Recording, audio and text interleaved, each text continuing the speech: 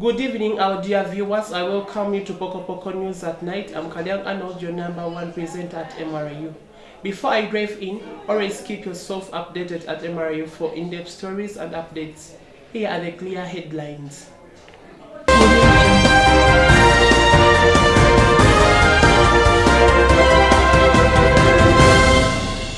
Plight of Gaza's civilians unbearable as Israel kills over 50 in a day.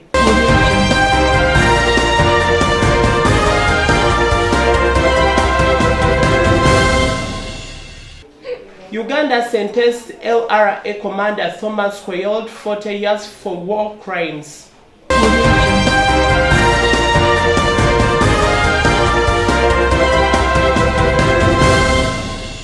Mozambique ruling party declared winner of election amid fraud claims.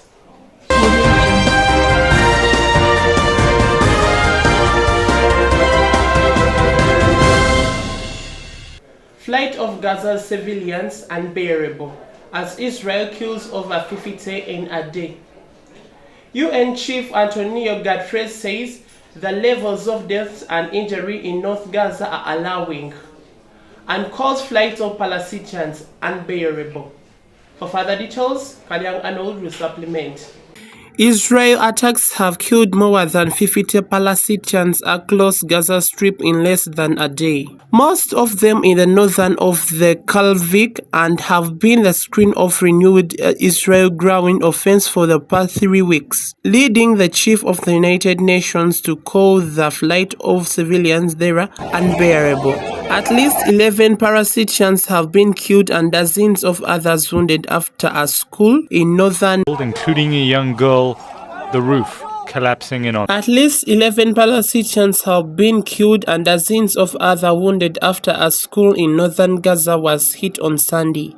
Reporting from Deir el-Balah in central Gaza, Al Jazeera's Hinda, the Israel strike killed at least 8 Palestinians, including 3 journalists and 8-year-old girl called Zian Gal-Ol, who was waiting for a queue to receive biscuits from the school, she said, adding that death toll could climb as the number of injured was high. The Israel military has said that it was looking into the report about the strike on the school. The military added that it had killed more than 40 Hamas fighters in Jabalia area in the past 24 hours, as well as dismantled infrastructures and located large quantities of military equipment. Strikes on the towns of Jabalia, Beit Hanun, and Beit Laharia in the northern Gaza have so far killed about 800 people in the 3 weeks offense, Gaza's Ministry of Health said. UN Secretary General Antonio Guterres has said is shocked by harrowing levels of death. The flight of Palestinian civilians trapped in the northern Gaza is bearable, Guterres spokesperson said. I remain ARNOLD. The Mozambique ruling party declared winner of election amid fraud claims. The ruling Fremo Party presidential candidate Daniel Chapo secures more than 70% of votes, Electoral Commission says. For further details, ARNOLD is there with further information. Mozambique's ruling party candidate Daniel Chapo has been declared the winner of the country's presidential election amid claims of ringing by the opposition. Chapo from the Fremo Party, which has been in power for almost a half of a century, secured more than 70% of the votes, the National Election Commission said on Thursday.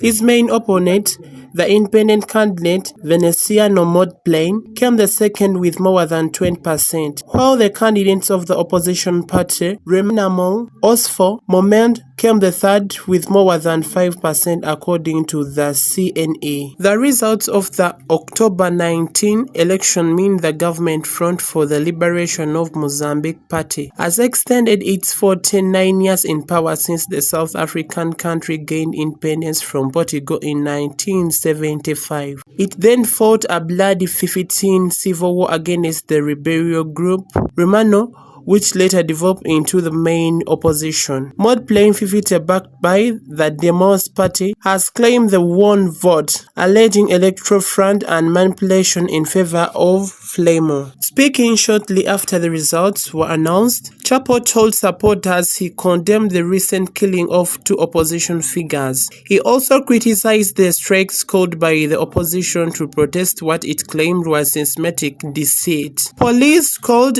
the demonstration this week, despising them by firing tear gas. Mod Lane accused the security forces for carrying out the killing. Police say they have launched an investigation into the killings, which Fremo vehemently condemned as Masquerade Act. Chapo promised to do better for Mozambican people, regardless of race, region, or political affiliation. 47-year-old Chapo will officially take charge of the Southern African country in January, becoming Mozambique's first president born after independence. As communication was announcing the result, the crowd of Mod Plain supporters gathered in various cities, including capital Maputo and North Nampula, some brandishing, paradising, and slogans such as "Tired of being slaves of thieves." I remain KALYANGO ARNOLD, the reporter from MRIU.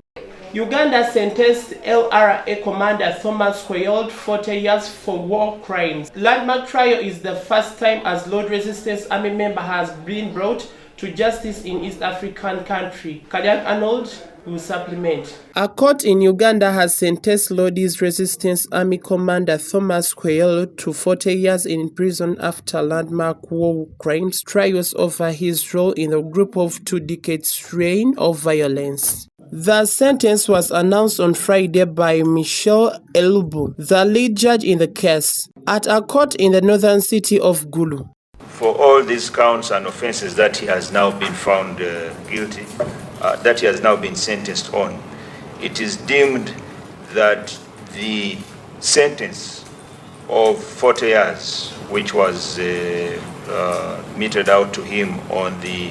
Justice Duncan Gasagwa, one of the 4 judges on the case, said the convict played a prominent role in the planning, strategy, and actual execution of the offenses of extreme gravity. He added that the victims have been left with lasting physical and mental pain and suffering. Quayle was found guilty in August of 44 offenses, including murder, rape, and not guilty of 3 counts of murder. 31 alternate offenses were dismissed. The trial marked the first time as member of the RA had been retried by the Uganda's judiciary. It was also the first atrocity case to be retried under a special division of the High Court that focuses on international crimes.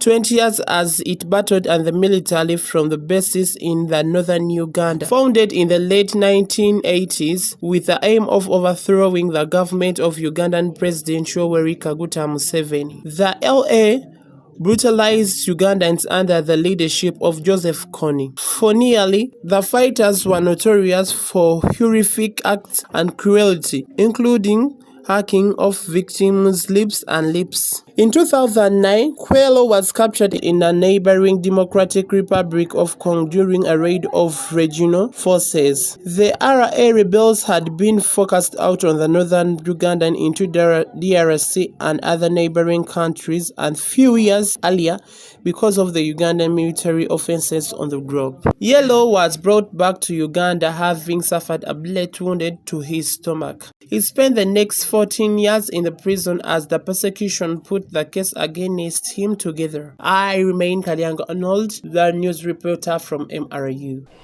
Stay tuned at MRIU Pokopoko News. I'm KALYANGO ARNOLD.